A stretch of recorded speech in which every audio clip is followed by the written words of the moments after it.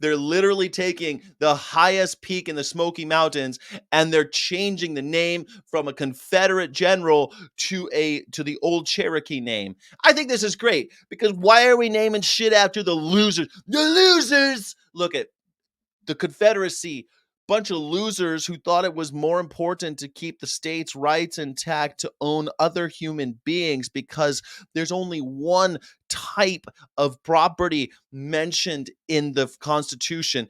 Only one type of private business is mentioned in the Constitution of the United States. So when people tell you that the Constitution also defends businesses, don't don't get it twisted what kind of business they're talking about. There's only one kind of business that was protected by our founding fathers, and that was the institution of slavery, that human beings are only worth 3/5 of other human beings because of the color of their skin.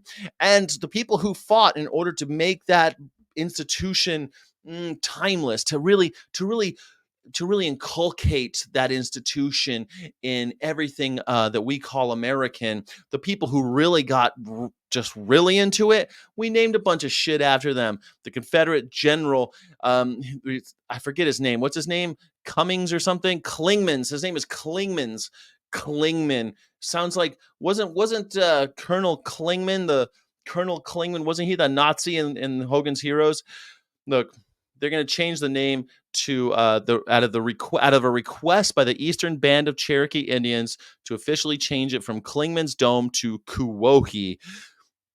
And I think that's great. The Kuwohi means Mulberry Place. I love that. Mulberry Place. I'll take Mulberry Place over some Confederate Generals jerk fest any day of the week. The Great Smoky National Park team was proud to support this effort to officially restore the mountain and to recognize its importance to the Cherokee people. Cassius Cash is the name of the superintendent. What a name. Cassius Cash? That's a great name. Cassius was, of course, Julius Caesar's arch nemesis. It was Cassius Cassius. Cassius Cash. I mean, Cassius Clay was Muhammad Ali's real name. Cassius Cash. What a name. Who would name their kid Cassius Cash? Anyway, Kuwohi is the name of the thing now. There they are, some Indians marching, saying that we want our damn mountains back. Well, they probably don't get the mountain back, but they're at least going to name it properly. Kuwohi is a sacred place for the Cherokee people and is the highest point within the traditional Cherokee homeland. According to the park, the peak is visible from Koala Boundary, home of the Eastern Band of Cherokee Indians. Great Smoky Mountain National Park closes Kuwohi every year for 3 half days so that predominantly Cherokee schools can visit the mountain and learn its histories. Well, there you go. Aren't you? There's a bunch of feathers. Those feathers belong to someone. I wish they'd stop using people's feathers. The feathers belong to other animals, and we're not supposed to be commodifying them because they belong here too. Anyway, it's on the border of the Tennessee and North Carolina border right there. America's most visited national park is the Smoky Mountains. I wonder how they say it's the most visited national park because people must drive through it. Like I've driven through the Smoky Mountains a bunch of times. Am I a visitor of the Smoky Mountain National Park? I guess I must be.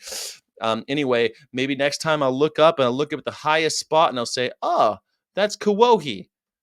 That's not named after some dumb general that lost the war because he thought that black people should be owned by other people. Nah, we named it Kuwohi, and that means Mulberry Place. So if you're ever in the Smoky Mountains, Bartleby, and you want to check out the highest peak, you could point at it and say Mulberry Place. Or if you want to be sexy, you could call it Kuwohi, and you'll be speaking a little Cherokee, a little bit of Cherokee, and you'll be happy. You know, come on, Bartleby, come on, humanity, it's going to be great.